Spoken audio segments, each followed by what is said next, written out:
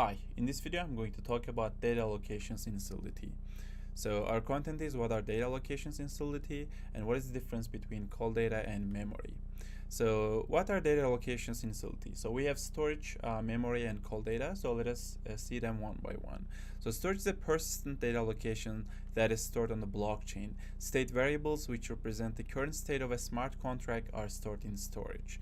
Memory is a temporary data allocation that is cleared when a function call is completed. Variables declared as function arguments or inside function bodies are stored in memory by default. Calldata. It's a read-only data allocation that contains the function arguments and return data.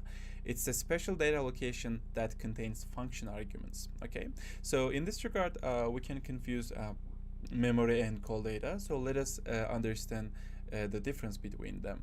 So Calldata is only available during the execution of a function call, and it's cleared when the function call ends. In contrast, memory is available throughout the execution of a function and can be used to store data that persists between function calls. Okay, so let us see a code together and understand the logic in a better way. Here we have an example contract, and in this contract we have stored data and stored string. So we don't explicitly say that it's in storage, but state variables are stored in storage. All right, so we have a function here. And in this function, we have some parameters.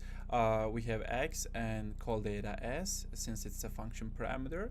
Then we set the value in storage, since stored data is a state variable, and we set the string value in storage as well, because here stored string is a state variable. Okay, so we have a getter function, and in this function I need to store strings in memory, and I have stored data and stored string as return values. Since these are state variables, these are reading values from the storage. Okay, so we have a function here. It's just an example to understand it in a better way.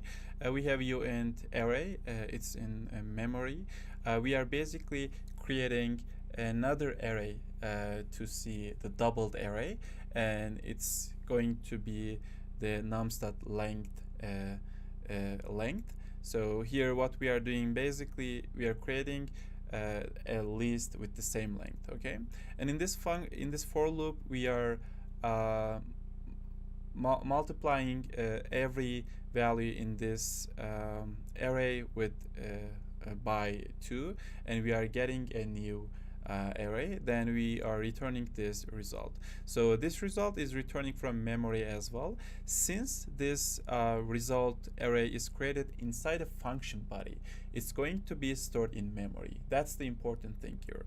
And when the execution of function is done, we won't be able to see this function afterwards. For example, here I've created another function, then I won't be able to see this result array in this function because it's created during the function call. Okay, and when the execution of this function is done, then we won't be able to see this array. Okay, so let us deploy this contract data allocations.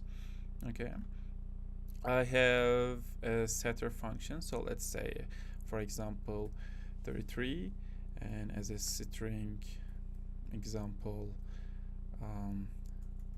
example contract. Okay, and so let's call this function.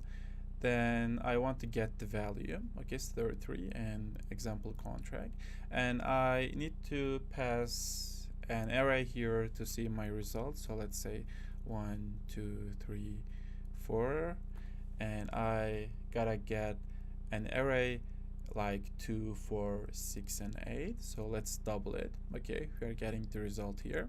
So that's important to understand the difference between storage, memory, and Calldata. When you understand the logic, you're going to be able to use them accordingly.